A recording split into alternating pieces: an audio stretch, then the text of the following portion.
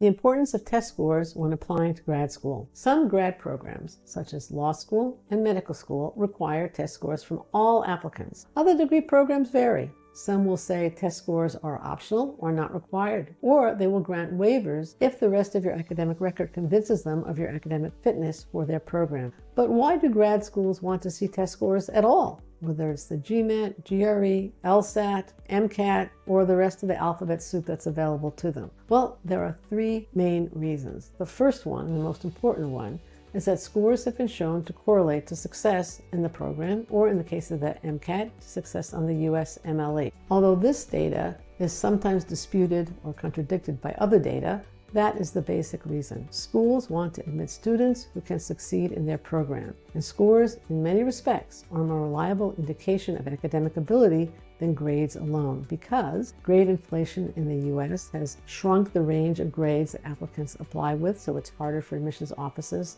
to distinguish between applicants based on grades alone. Test scores are a constant among students, in contrast to grading scales, which vary widely from school to school, professor to professor, and even teaching assistant to teaching assistant, not to mention country to country. And the final reason, or the final strength of test scores, is that some admissions offices believe that test scores enable them to evaluate underrepresented groups more effectively than grades alone, and thereby increase diversity and opportunity. The second reason that test scores are important is that average test scores of admitted students are something that admissions offices like to brag about, and recruiting offices, prospective students, recruiting offices meaning career management offices, prospective students, and alumni also like to look at as signs of academic ability and excellence of the students entering a specific program in school. And finally, three, sometimes test scores can be a significant factor in the awarding of merit scholarships. If your program requires a test score,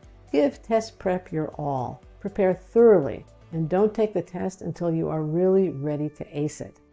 And if your program is test optional, and especially if your grades reflect the immature you more than your academic ability today, strongly consider preparing thoroughly for an optional test and acing it. Show the admissions committee what you're really capable of, and give them the confidence that you too can succeed. And if you want advice on where to apply, whether to take the test, perhaps how to overcome a low GPA or some other blemish, or simply how to effectively present your strengths via your application, check out Accepted Services at accepted.com/services. You can even sign up there for a free consultation. Good luck.